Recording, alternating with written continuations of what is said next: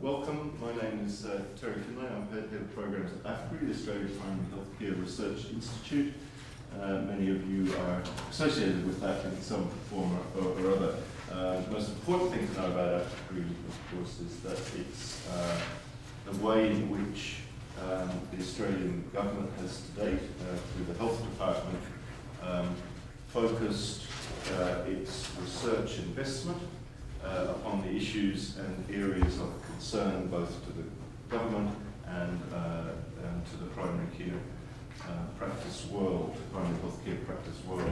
So we sit in the middle of that and undertake a number of things, including running a grant research funding program, and a number of you are part of that process sitting here. But the other really important thing we do two other really important things. One is building the capacity of primary healthcare researchers, that community, in a number of different ways, and are concerned about and care about the implementation of research findings into recommendations, whether that be policy, impact, or service. And that brings us really to Rebecca. I think you're here because you read about her. And the important thing, I suppose, is that she embodies that relationship between research through Nuffield, working in practice in Greenwich, in London, South London, and sorry, I thought that was you talking then, and also the translation of that research through into policy that will ultimately have an impact on her practice. So that's really encapsulates our business really well, I think. And she will focus upon a topic which we might describe in different language, but integration hits all our systems everywhere around the world as an issue from the consumer's point of view primarily, and that is people might be operating different systems, but they ask for the same thing. They ask for communication, they ask for coordination, they ask for access, they ask for a whole series of things that are the expression either of a disintegrated or an integrated system. So no matter what language you use, that integration is a challenge, and we have our peculiar arrangements. And that's why we always like to learn from others about what they do and are planning to do in this area. So I might hand over to you straight away. Thank you very much. And if she does fall asleep, I get to kick her. It's the jet lag. It's the jet lag. I've just had a very strong cup of coffee though, so I'm hoping that it's going to do its stuff. So it's a real pleasure to be here, and in the 1.5 days since I arrived, Parish has very kindly taken me out to see some local clinics, to some Medicare Alliance places. I've attended a very interesting seminar this morning with some colleagues from EY.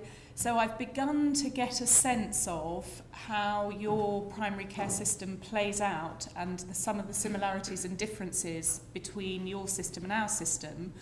But it's fascinating that no matter how different they are, and they are quite different, and I'll try and touch upon it where I can, the challenges, as Terry has just said, are the same. We are all looking for solutions to the problems of fragmentation, and I'll come on to that in a minute. I'm going to give you a potted history of policy on integration in the NHS, and I'm going to go a little bit into what we mean by integration, because I've been researching integrated care for about the last 10 years, and I still do not have my elevator speech about what it is, because it depends who's in the elevator and which institution they come from and what perspective they have, which particular 20-second pitch you want to give them. It's a horrendously complicated subject, but it does address some core themes that I'll touch on. I was asked also just to give a brief description about the role that patient groups are playing in reshaping policy on integration, so I'm going to touch on that. But I think the meat on this, in this presentation, is about some case studies of integrated care taken from the NHS, illustrating different types of integration, different approaches, and some of the different levers that they've used to draw together different providers. And then have a little bit of reflection on what the impact is on the delivery of care, and a bit of reflection also on what the ingredients are that we need to get this, to get integration more thoroughly embedded. So we've talked a little bit about the problem, and a lot of the discussions I think that go on about integrated care take a system perspective. We talk about bringing institutions together, bringing teams together. And one of the things that has come as the product of a very vocal patient group or set of patient groups in England is really pushing us to take the patient's perspective. And if we do that, what they complain about is an array of services around them, fragmented, duplicating, telling the same story 5 times in the course of a journey through a hospital encounter, confusion, being told different things by different people. And for the system, it's about duplication, waste, inefficiency, clinical risk, and problems with quality and safety. And I think that this quote from Kodner and Sperunberg is a very good one about why we need to focus on integration and integrated care. As I said, I don't have my elevator speech, and I'm not going to read through these, but one can take a kind of system perspective. One can change the way one thinks about it to imposing the patient's perspective. But actually, and I will come back to this later, we have this national umbrella organisation called Patient Voices, which just in the last year has kind of changed the language for us and said, actually, we don't really care about integration. It's a bit of a meaningless term. I want to know that I can plan my care with people who work together to understand my needs and my carers' needs and allow me to control and bring together services to get the outcomes that are important to me. And they're actually shifting the language more towards coordinated care. And I know that a long time ago you had the coordinated care trials. So linguistically, this is just a horrible mess, but I'm going to present some of the ideas. Just how many of you here work in integrated systems or have some involvement in integrated care? So, okay, so some of these ideas should be familiar to you, but there are many different types of integration. You can think about organisational integration where you're actually talking about merging institutions. You can think about clinical integration where you're bringing people together in shared pathways and protocols. You can merge services so that perhaps you bring together a one-stop clinic for diabetics with heart disease, so you have 2 specialists in the same room with some diagnostics in there as well. You can have functional integration where you're sharing administrative and financial services, and all of those different aspects can help a system to work well together, but they're not in themselves necessarily a means to the end of better care for patients. And that's some of the things that we'll look at during this. And by normative integration is meant the idea of getting shared goals and values. So that's one way of looking at this topic. Another way is to think about the different levels at which integration can occur.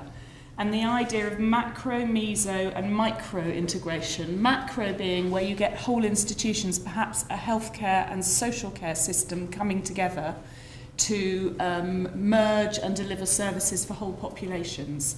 So in Northern Ireland, they have joint health and social care boards. And one of the conversations I've had here is about whether co-location, bringing organisations together in the same place, delivers integrated care. And certainly there's been some research that shows that there's social care on one side of the corridor, health care on the other side of the corridor, and they barely talk to each other. And that's where the normative elements come in. If you don't do the organisational development and build shared goals and values and shared ways of doing things, you can co-locate as much as you want, but you probably won't get very far. Meso is about probably bringing together departments and different teams to work in collaborative ways around specific conditions or population groups. And micro-integration is much more the coordinated care planning, bringing individual clinicians together to develop patient-centred and individually tailored packages of care which are very specifically focused on individual needs. And then the other dimension is the intensity of integration. You can get full integration, which is typically associated with merger, pooling resources, getting teams to work together with single management structures. You can have coordination, where perhaps you develop shared protocols that are used by different teams working in different places, but you're kind of collaborating in that way. Or you can just have weak linkages, where perhaps you have a quarterly meeting just to take stock of what the other team are doing and whether there's any tweaks that you need to make in your system. And then finally, I'm going to stop unpicking this after this slide. There's the idea of formal and virtual integration. And again, I've touched on this before, but there's the extent of the organisational merger on the vertical axis. You could have highly integrated organisations or even a single provider, but if they're not working in a coordinated way, it will probably make no difference to the service users. Or you can have very highly coordinated activities with no formal organisational merger or integration, and still deliver care that is very different for patients. And I'll come on to that, an example of that a bit later. So there are just lots of different ways of cutting this beast. So when we talk about implementing integrated care, getting better at integration, it's difficult because we could be talking about so many different things. Are we talking about the chief executives of two different institutions working together? Are we talking about clinicians? And if you want your integrated care initiative to succeed, you really need to plot out who the stakeholders are at every level and work out which ones need to do what in order to get yourself a context where your initiative to improve integration will work. So I'm just briefly going to look through what's been happening in the NHS before giving you some more up-to-date examples and case studies. So this is not a new idea, and rather shockingly, there's a report from 1955 about the NHS which said the weakness of the present structure lies in the fact that the NHS is in three parts operating by three separate bodies with no organic connection between them. And those were primary care, community services and hospital care. And sadly, we're still in the same position now. So we've tried all kinds of different things, but it's a tough nut to crack. We have had swathes of policy initiatives. So care trusts were, if you think back to the previous slides, were formal organisational mergers between the social care services that were previously housed in local government and community services that were run by the NHS. 14 were formed, and amongst them, only 2 or 3 actually went the whole hog, did the organisational development, did the normative integration, built the shared goals and values that made them work in very different ways. And several of them have now shut down, and the evidence that they ever really achieved very different ways of delivering care was very weak. In 2003, I think this was when data analytics sort of went to a slightly different stage, and people began to be able to map large data sets and discovered that if you looked at the population of people who used the hospital services most, the top 5% were consuming 50% of resources. And suddenly this lens of NHS policymakers, which until the mid and the early 2000s had been focused on waiting lists and waiting times, which were grabbing headlines and getting on top of long waits in the NHS, suddenly thought, my goodness, we've been making policy that's about cutting queues when actually this is the big issue. Chronic disease with people that are going in and out of a revolving door and consuming immense amounts of resources. So from then on, we've had a series of policy initiatives to try to improve care and improve integration for people with chronic complex health problems. So we had in 2005 the importation, slightly ill-considered I think, of a national programme of care coordinating nurses based on the US Evercare model. So somebody had been over to the States, seen the Evercare nurses working as care coordinators, a fantastic role for people, frail older people, and really reducing their use of healthcare resources. Came over here, set up a pilot programme, started to evaluate it, and I was just saying to Terry before the results came out, I think, were in search of a good headline and decided that the entire country was going to get community matrons, they were called. That was our title for the Evercare nurses. What they hadn't realised was that the Evercare nurses were working in 400-bedded nursing homes, so their commute time between one patient and the next was often the time it took to go in the lift from the first to the third floor. And our community matrons were stuck in traffic jams going from one person's house to another. So their caseloads were very different, and their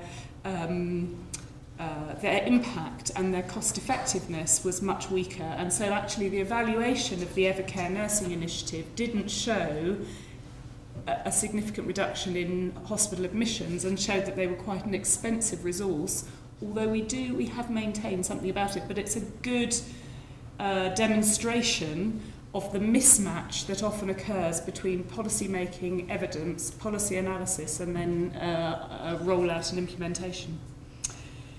In 2006, we had a national policy paper called Our Health, Our Care, Our Say, which was followed an immense national consultation and created what was called a duty of partnership between health and social care. Nobody ever quite knew what that meant.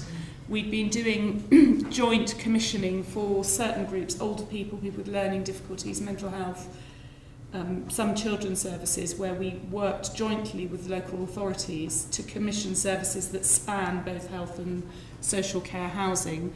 So in some senses the partnerships were already there, so that never really went very far.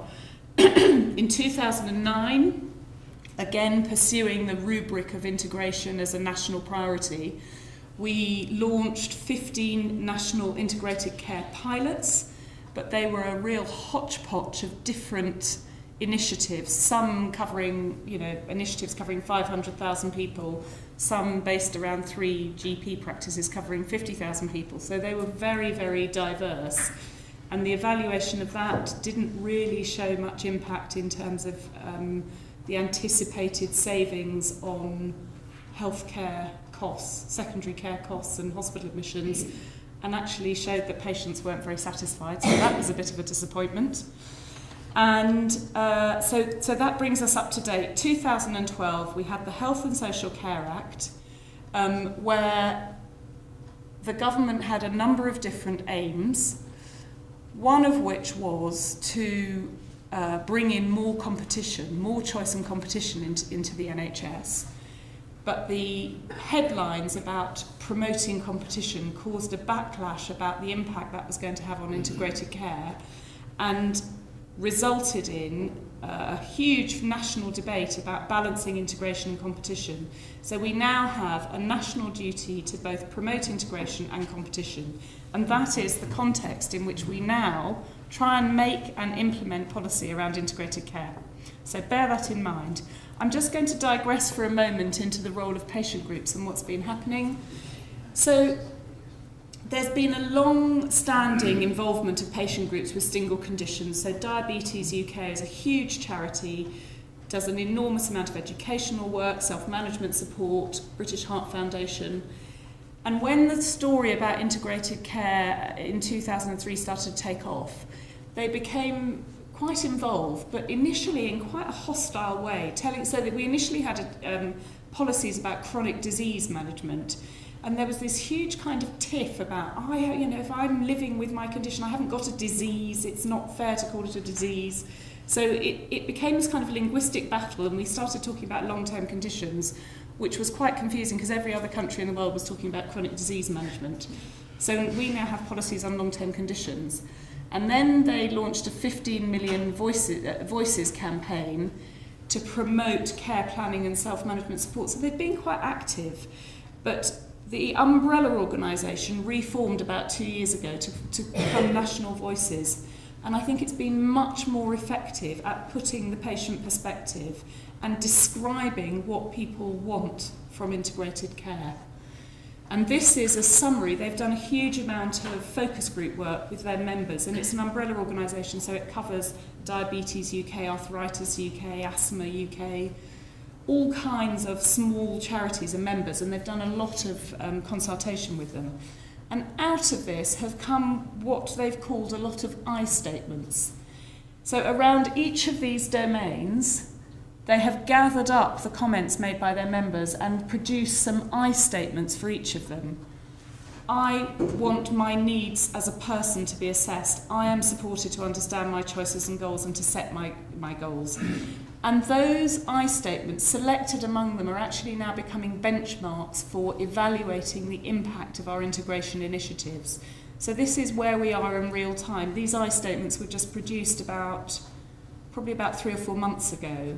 And in the work which I'm doing locally, which I'll tell you about in a minute, one of the ways in which we're going to evaluate it is qualitatively with service users around a cluster of these I statements to find out if actually the service is addressing those needs. So I think that's been quite an interesting development. We were previously evaluating whether an integrated care initiative was delivering reductions in hospital admissions or in A&E instances.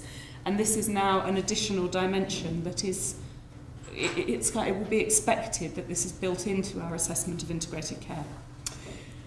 Okay, I'm going to stop there. Are there any questions that people want to ask just before I move into the case studies? I've just got a comment to make.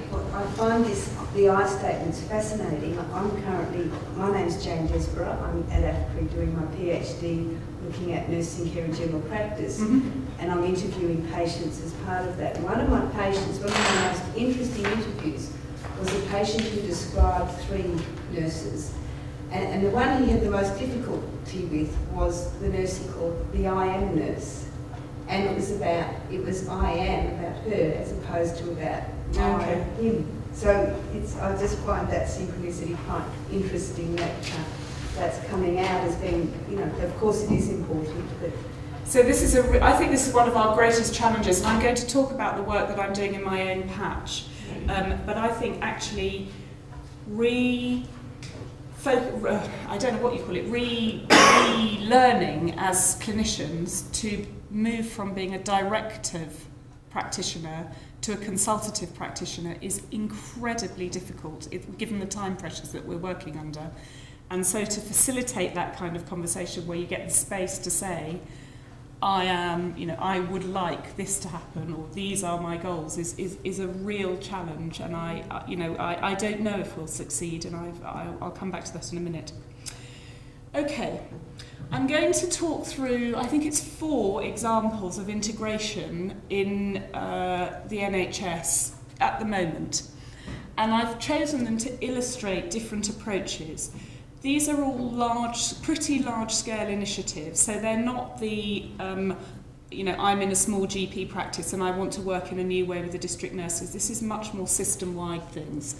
And the first one is a musculoskeletal integration, musculoskeletal services integration, which has grown gradually since 2002, when it started as a GP who had a special interest in musculoskeletal problems, hearing from the consultants that there were loads of completely pointless referrals going into the outpatient clinic that should never have been there, and saying, this is my specialty, I love doing it, pay me to do some community triage clinics and I will filter out the people that should really be managed in general practice and send back a letter advising the GP what to do. So that grew.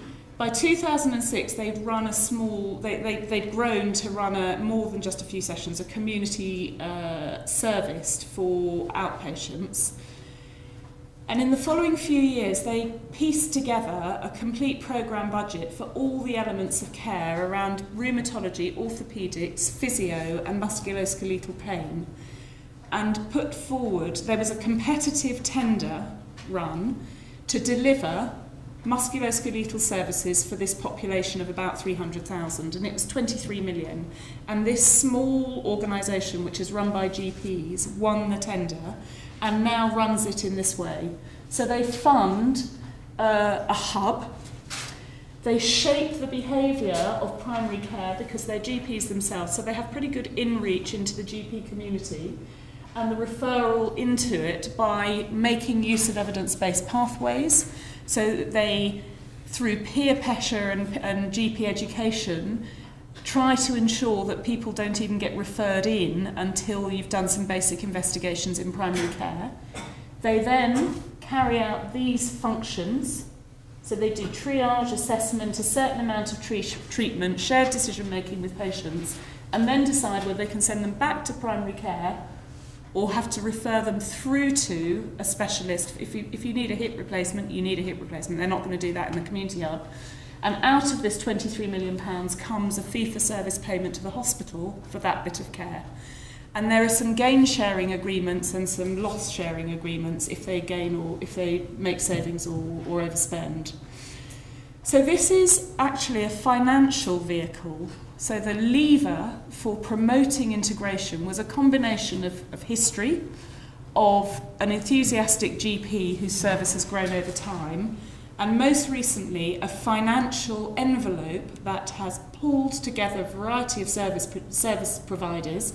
And these guys subcontract a certain amount, so they don't do everything themselves. They subcontract from some provider organisations to deliver certain things in the hub.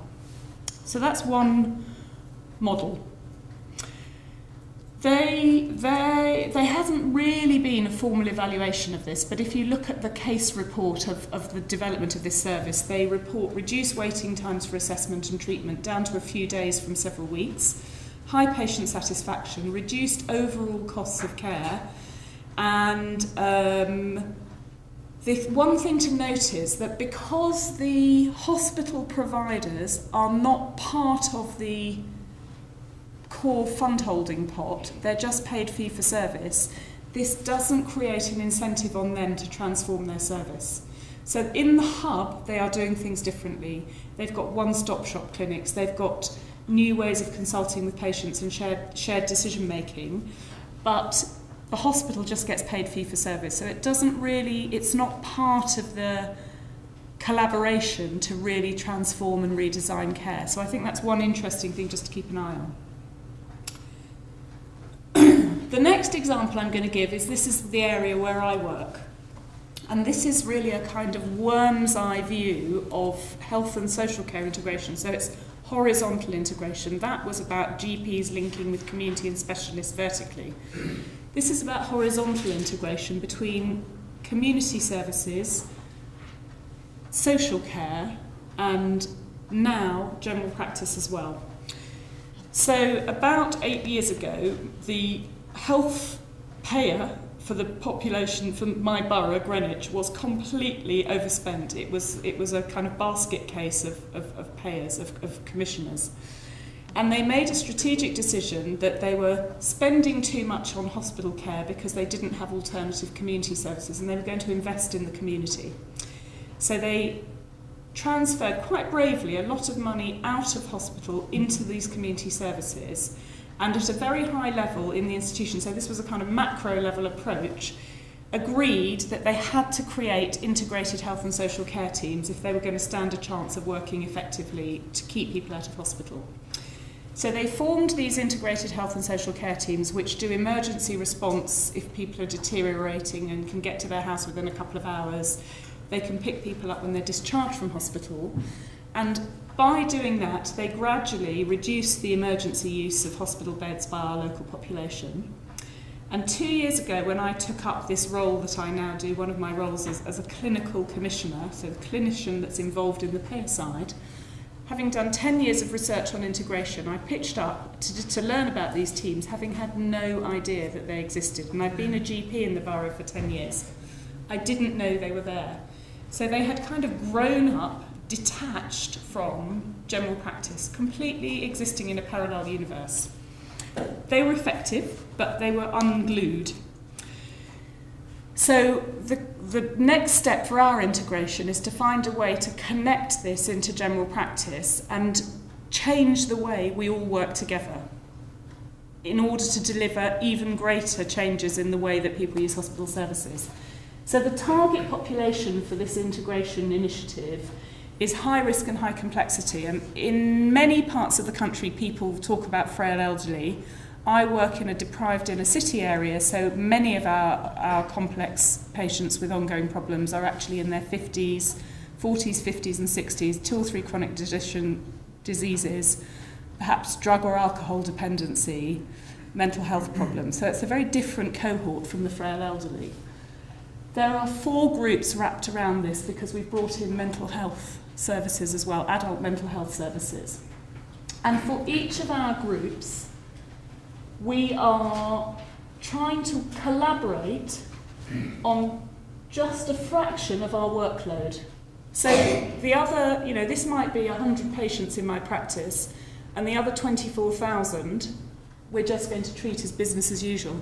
It's not that I'm going to stop doing my day job and do this. It's that I need to find a different way to work as a GP so that I can build in a different response and a multidisciplinary way of working for those patients on the list with high complexity.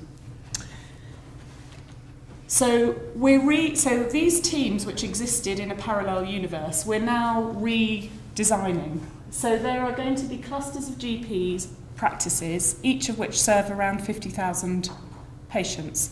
And we're at the point now where we've got what we're calling our test and learn site. So it's a 55,000 population. It happens to have a lot of small practices, so there are 12 GP practices participating. And the health and social care teams have been realigned so that they are, for us, the metaphor is glue. We need to glue them to the GP clinics. Find a way to work in a multidisciplinary way that is efficient and effective and doesn't drive everybody nuts, because there's nothing worse than being asked to come to a multidisciplinary meeting where you spend 3 hours and only 2 of your patients are discussed. So this is, for us, real-time challenge. And for me, as the kind of GP lead in this triumvirate, it's how to get into general practice and try and get us to work differently. So I'm doing this, I'm not actually in the test site, but this is what we're doing in my own practice. We have a complex care administrator. So as we come across patients with really complicated problems who are in and out of hospital and out of the surgery, we flick a note to those people. They get put into the pool of patients that need to be reviewed. And we then do a detailed care plan for those patients and then try and work with the other services to do it. And if they need input from other teams, so the COPD team or the diabetes team, then the community care directorate pulls them in as necessary. And this requires a very effective and well-run administrative system. So that's the kind of functional integration that I mentioned at the start of this. What we do not, we have a board, we have a coordinated care board, which is about 8 of us who meet monthly and tackle the problems that we face in getting this done. But we have no major governance structure. At one point they thought about having pooled health and social care budgets, but they decided the bureaucracy around it was disabling and just gave up. It was too complicated.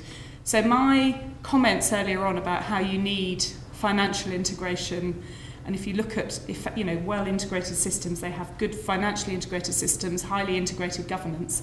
We're doing this without, and what we have delivered, I think I've told you about the main drivers here. What we have delivered is a reduction in emergency admissions to hospital quarter on quarter. Actually, it's not quite quarter on quarter because it always goes up at Christmas in winter, but anyway, we're doing well.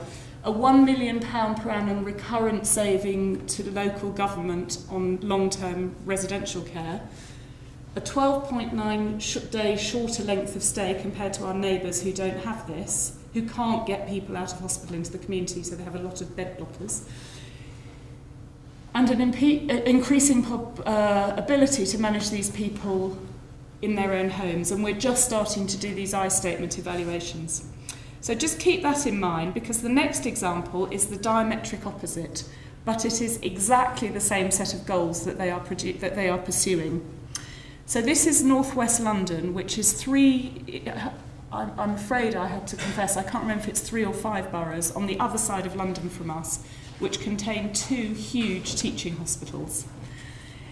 And they have developed an entire system targeted initially at people with diabetes and the frail elderly, also trying to get multidisciplinary teamwork going, including social care, mental health, and bringing out acute specialists as well into the community. We spend £30,000 a year on a support team that help us problem solve.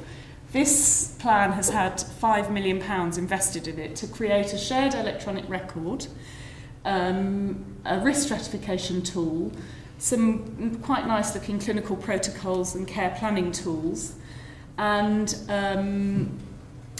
they've just had the first year evaluation of their work. So what has, actually I'll come on to that in a minute, sorry, the thing that they've done is to justify the investment. They have argued that they need to save a couple of thousand emergency admissions a year across a 600,000 patient population. And I really like this because it makes it meaningful to the people on the front line what they're actually trying to do. But if you're a single GP, what they say is you have to avoid 7 admissions per 2,000 patients per year, which is 28 for a typical practice and 1,000 per borough. But that becomes very tangible, because if somebody tells me that they've got to save 2,000 admissions as a GP in a practice, I just kind of think, oh my God, well, I can't do that, that's awful. But if you say I've got to avoid 7 admissions a year and there's a whole multidisciplinary team here to help me, it becomes very tangible. You've got to avoid 15 A&E attendances, and this will give you that much saving, which equates to, if you add up all of these savings over the whole borough, they were estimating a saving of 14.6 million, which obviously well outweighed the 5 million investment. So unfortunately, the evaluation has been published, and it doesn't look like they've got that kind of level of savings. It is early days, and with all of these things, there is definitely a start-up period where things have to ratchet up, and it's always very difficult to know at what point it is reasonable and fair to actually test whether you're having effect. And that's really important in all of these start-up things. They've done structured interviews with a small number of people kind of around the I statements and found some improvements, and some people have reported less duplication and easier contact with health professionals. Multidisciplinary team working, which is the central part of this approach to integration, is now much more embedded. They've got 23,000 care plans, but they haven't managed to achieve a significant reduction in emergency admissions. And the end users of the integrated IT system, which was the kind of bedrock of this, have found it clunky and are a bit reluctant to use it. So the title of this talk is No Magic Bullets, and they've achieved some really impressive things around multidisciplinary working and use of care plans. We've achieved some measurable savings, and we're on the way to getting that multidisciplinary work going, which we believe is an appropriate thing to do to deliver the improvements in experience for patients and their carers, using completely different approaches. You know, ours is just bottom-up, dogged leadership and gradual change in professional behaviour, and this is a whole system, large-scale redesign of the way people work. And actually, you know, who knows which one of us is really going to get to the end point fastest or more effectively. And just one other example to talk about briefly is down in Torbay. And this one has grown over about 7 years from an initial formation of a care trust. So right back at the beginning, I said we had some formal mergers. This was one that really worked. They brought together adult social services from local government, NHS community services into this care trust. They had exceptional leadership. They designed local teams, they glued them to general practice, they targeted higher risk people, they designed care planning approaches. This is the governance structure, which looks really complicated. And these are local teams serving around 30,000 people each. This is local government overseeing the joint post that was created between them, and these are the kind of operational managers. But they are widely regarded to have achieved quite a lot through their integration initiative. Their initiative was actually triggered by going to visit Kaiser Permanente and seeing an integrated whole system initiative and then coming back and deciding to try and replicate it locally. And although they haven't been formally evaluated by an academic group, there is some evidence that they've cut down waiting times to assessment and intervention, that they've had a 24% decrease in emergency bed use, reduced delayed transfers out of hospital and reduced spending, but it hasn't been very clearly quantified. So again, the evidence base is weak. So if you want to make your ongoing policy and base your implementation on rigorous research evidence, it's not really there, but the finger's kind of pointing in the right direction here. So I've taken you through a range of different integration initiatives in the NHS, the way that we are increasingly being pushed to draw in patient and carer perspectives and to respond to them and to design services around the needs and uses, the needs and expectations and goals of the people using the services. But I think that there is, at the end of presenting them, there is no way I can say to you that there is this way, that there is this model or this approach that you can take to achieve integration and better integrated services. There is a big focus on coordinating care for frail older people, and it is an important group to focus on. The evidence is mixed, without a lot of stuff that's methodologically rigorous to tell you what the impacts are. We know some of the common features of high-performing integrated systems: effective governance, integrated IT and data, aligned financial incentives, clinical leadership, integrated clinical pathways.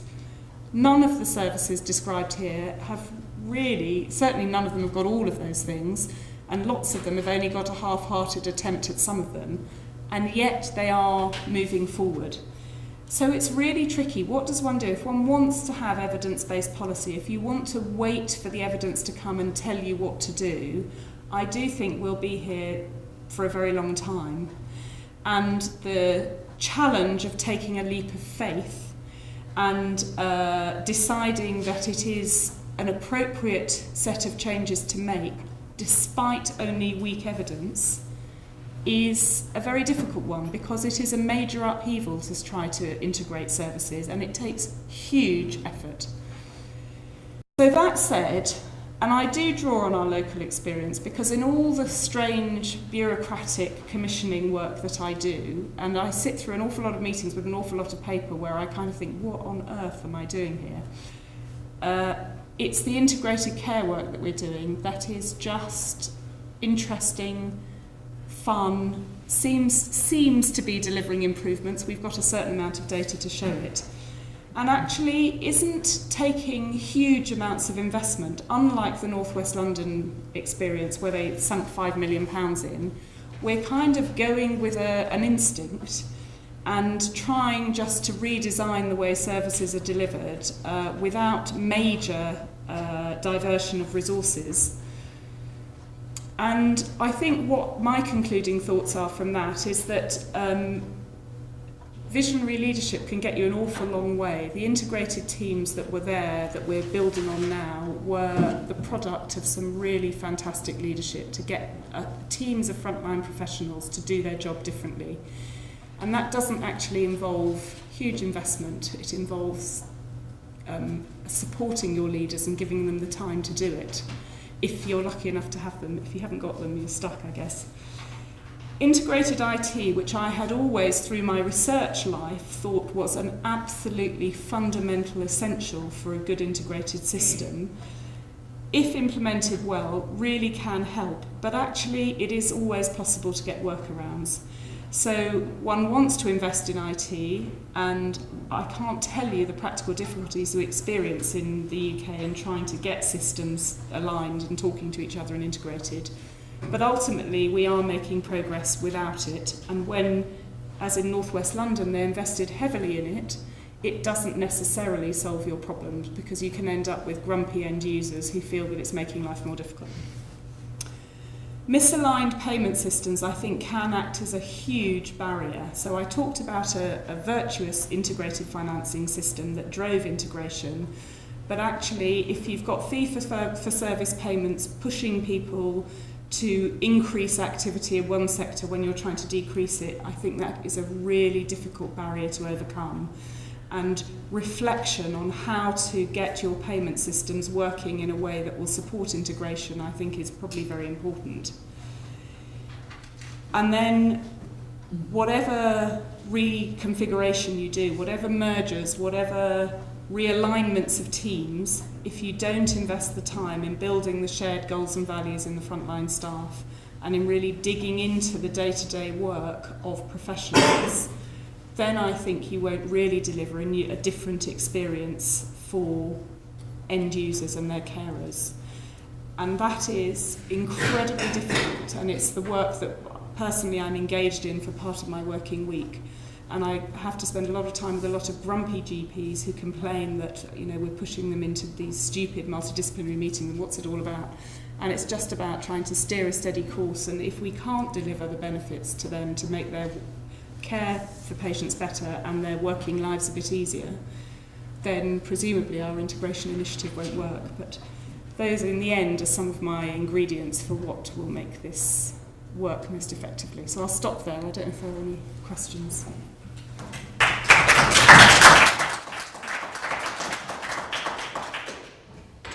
Questions or comments, please, for Rebecca? I just have a question. Your complex care administrator that you referred to, how are they funded? And is that a nurse or that's care coordinator? No, so I work in a very big practice. It's 25,000 patients, so it's unusually big. We got an innovation grant, and I applied for external funding to get this role going. Yeah. And they are now 8 months through, and I've just put it to the partnership. Do you want to keep these girls on? We've got 2. And if we do, we're going to have to fund them from the income for the practice. And the decision was unanimously yes. And we're actually going to take on a 3rd one because they're too overworked. So they do a variety of roles. They help us with the care coordination. They also do some clinical support work. One is an administrator and one's got a background in nursing, but dropped out of nursing work. So they've got different backgrounds. They're both bright and able and keen, and that's ultimately what you need, and energetic. Can I follow that question through? I think it's quite interesting. So how does it affect your business model in a sense? What is it financially that's enabled you as a business to invest in those 2 people, or 3? So, as a practice, we get our income from a variety of sources, and the partners' salaries are a profit share of what's left after you've had your expenses, and it is so there is a national incentive to do care planning for people with complex problems.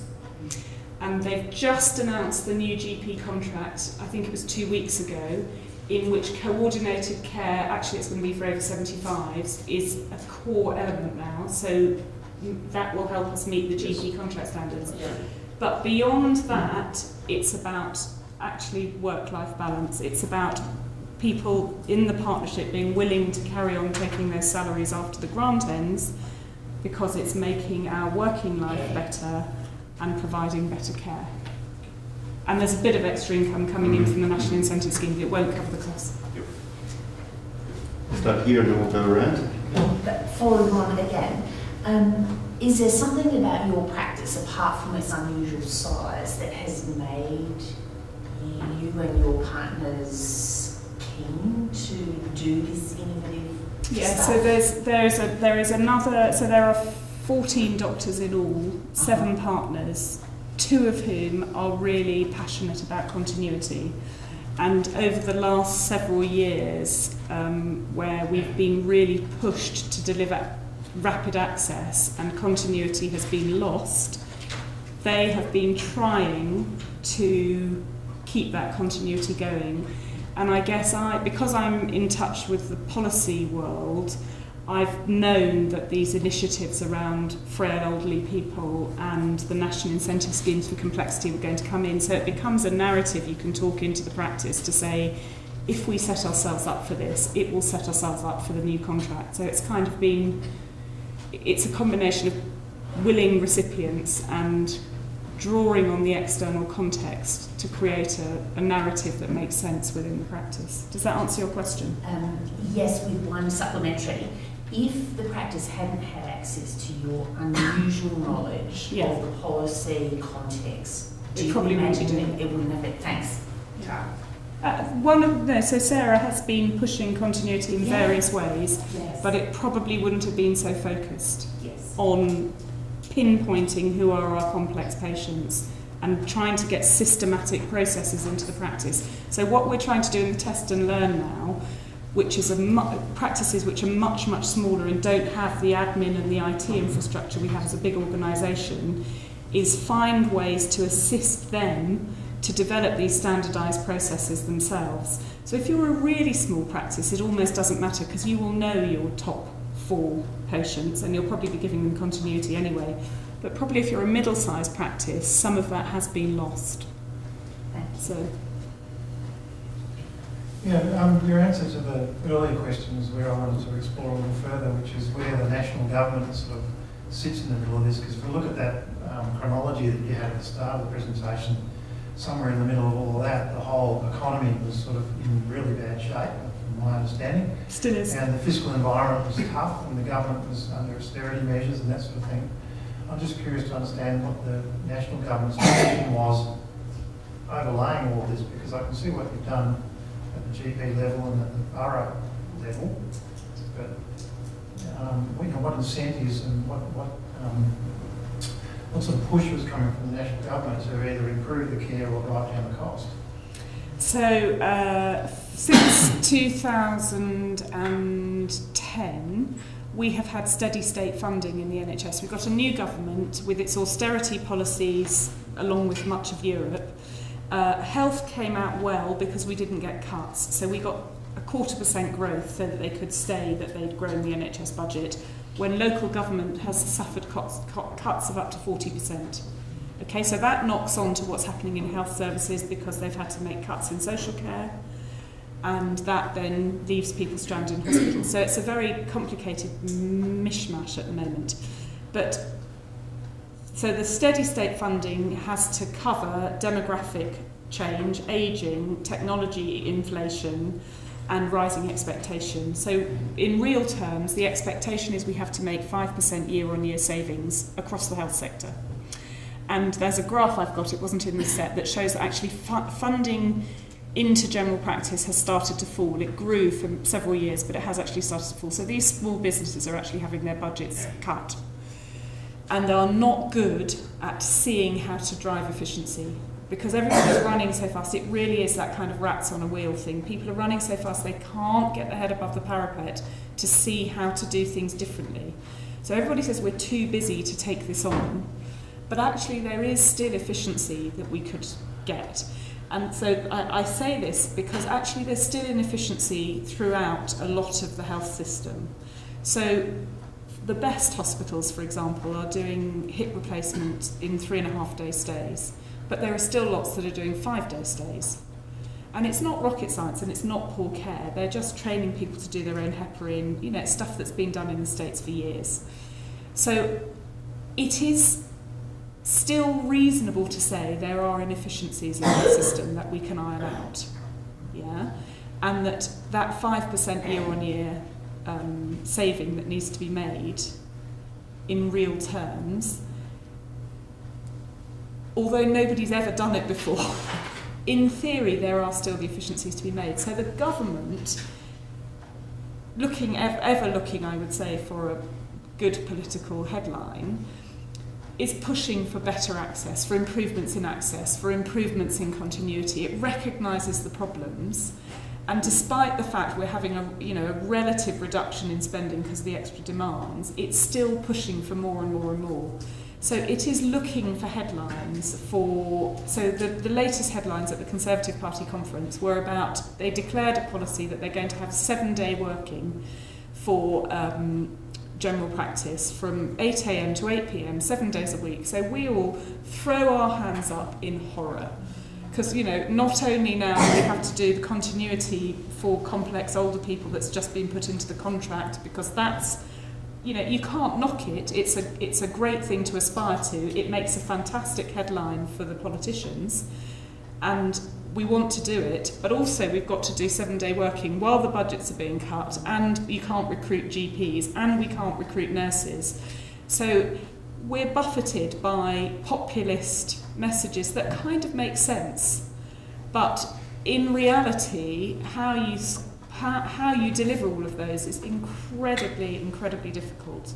So within my practice, we are constantly living in this tension of improving access, because that's what people constantly grumble about and put comments on the website and get really frustrated about, and our own commitment to try and provide better care for people with complexity. And if you are a clinician sitting there, it's those people that really move you, rather than the person with a nosebleed.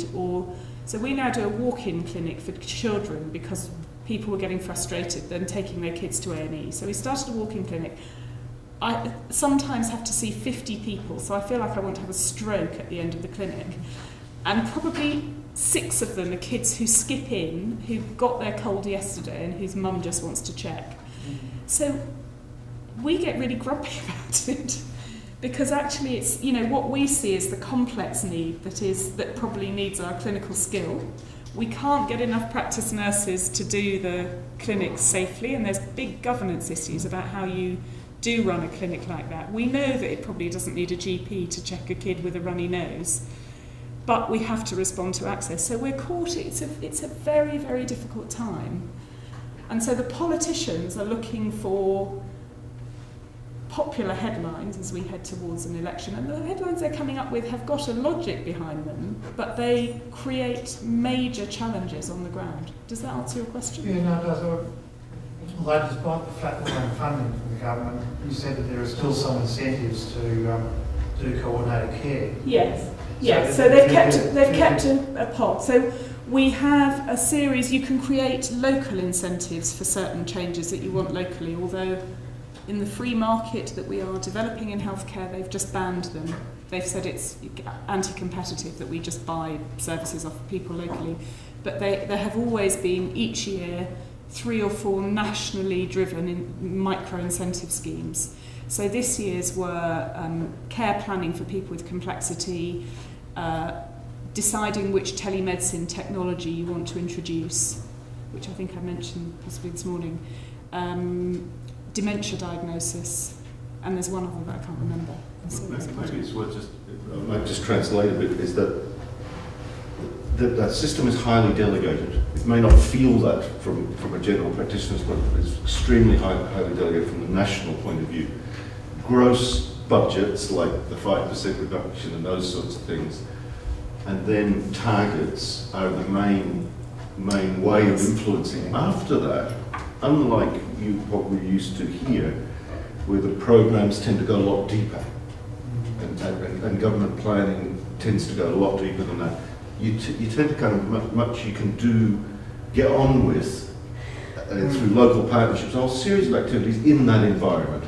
Given the targets, given the politics, given the gross financial, you can do, I think, a lot more. Whereas I think we're more used to seeing programs that start at policy terms and then try to run all the way through into service systems in quite a narrow way. Sorry, I'm just translating slightly. No, it's useful. And there's an American academic called Larry Casalino who used to be a primary care physician, who's done a lot of research about how to improve quality in primary care and how to drive change. And he's got a list of 4 things that he argues will help you drive change in general practice and primary care. So better care for patients, better working day, better income, and peer respect. And if you can get all 4 of them, you're on a winner. You'll get people to change their behaviour. 1, maybe, and 2 or 3, you're in with a reasonable chance. And so in talking about introducing this kind of way of working for people with complexity with my GP colleagues to try and get this integration embedded, a lot of the narrative is about, you don't have to be a white knight on a stallion doing everything for everybody. The whole point is that these multidisciplinary teams are actually there to relieve us of some of the things that fill our working day. We're actually trying to replicate the role that we've got through this innovation funding in my practice, so that people have got additional admin facilitation inside their practices to make this work, so that it doesn't become another role for the practice manager who's already drowning. But it is interesting that I am convinced there are efficiencies to be made within general practice. We create churn because of the access problems. People with complex problems get to see a doctor who doesn't know them, who doesn't quite know what to do, so they order a blood test and say, come back next Wednesday, and then they also get booked in with a doctor who doesn't know them, so they get put into a different doctor who then says, come back in 2 weeks and I've put you with your normal doctor.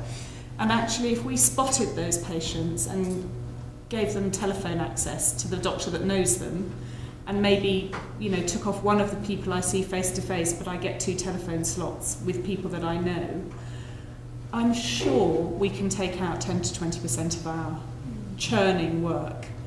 So again, I'm trying to get that to work in our practice, and that way we might have a bit more headspace to do the continuity stuff. But we are running so fast, because if you have a walk-in clinic with 40 or 50 kids coming in, you are so knackered at the end of it, you can't, you can barely stand up off the chair.